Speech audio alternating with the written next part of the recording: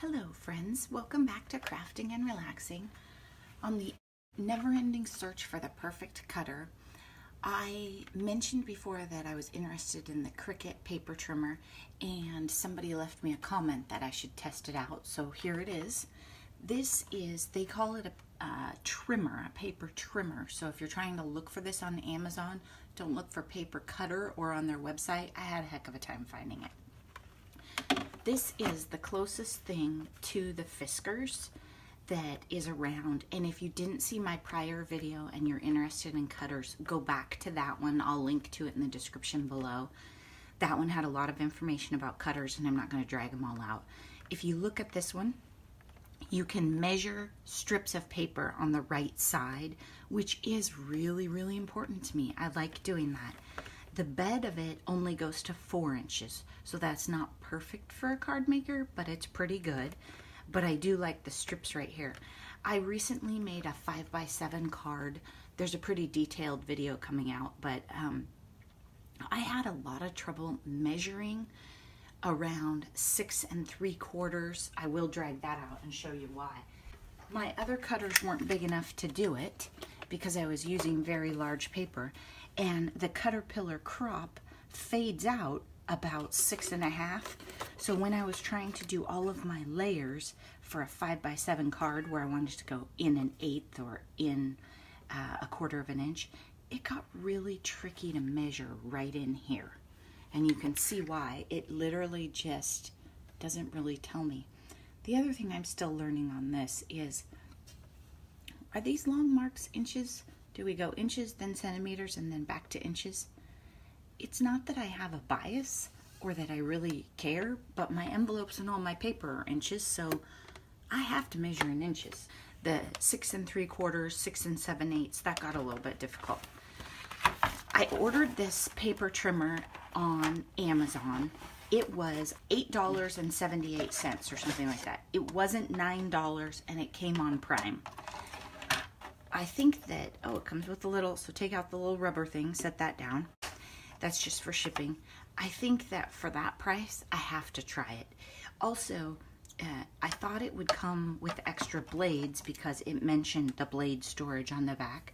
Just to be clear, it comes with blade storage spots, but if you don't have other cutters and you're pretty committed to this one, you might want to just order the refill blades at the same time.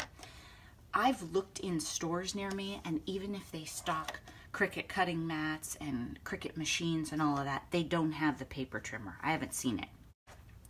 That's part of why I hadn't tried it. But I think this will be the closest thing to my Fiskars. It's super light, it's thin. Let's see if we think it can cut straight. Oh, it cuts like butter. Feels really nice. You can feel a little bit which way I cut it. This is definitely the closest thing to the good old Fiskars cutters. And I'm cutting it all the way around because when you pull something out of my scrap bin, you don't know for sure that it's square. And then I have 2 pieces of cardstock here. I'm going to skip right to the super thick one. This is probably 110, maybe 120. So 4 is a little messy. 4 1/4 is nice and easy, so that'll work fine. And it's almost easier for me because they don't go to inches, centimeters, and then back to inches like my crop. So I'm going to go 4 1/4 as if we were going to make a top folding card.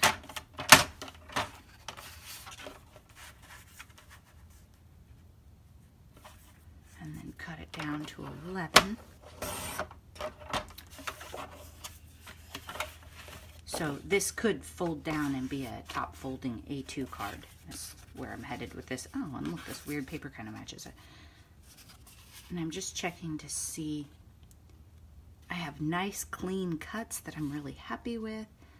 It's super square. I would say this is definitely worth $9. Now, what I don't know is how long this track will hold up. To some extent, I mean, this is virtually the same thing as the Fiskars one, so I don't know if it will mess up the track and then not cut very well or cut crooked, but I do know that it's light. It cuts 12-inch paper. It cuts it nicely. It'll fit nicely on my desk. It'll go to the right side. I don't think that if you're just a normal volume cutter, I don't think you can beat this. This is definitely something that we should be talking about more. I think it's because most of us go to the store and buy something. We're not looking to order a cutter online we've never touched. I'm still not convinced that if you make 60 cards in a month or 70 cards in a month, that this is the cutter that'll keep up with you. I'm sure that I'll use this beast for cutting all my card bases and that kind of thing, because it's metal and it'll hold up. And I'll probably just keep this on my desk for when I'm making cards. I'll also love it for taking to friends' houses. At this point, because my one is worn out and my other one doesn't cut straight, I don't have a small portable cutter that does 12 by 12. So there's my cutter update. I haven't given up on the big one. I like it, I'm keeping it, and I recognize that these cutters may not be able to keep up with me anymore. Thanks so much for watching. Have a great day. And like I said, I'll link to the one below so you can see the big picture on all my cutters. Bye-bye.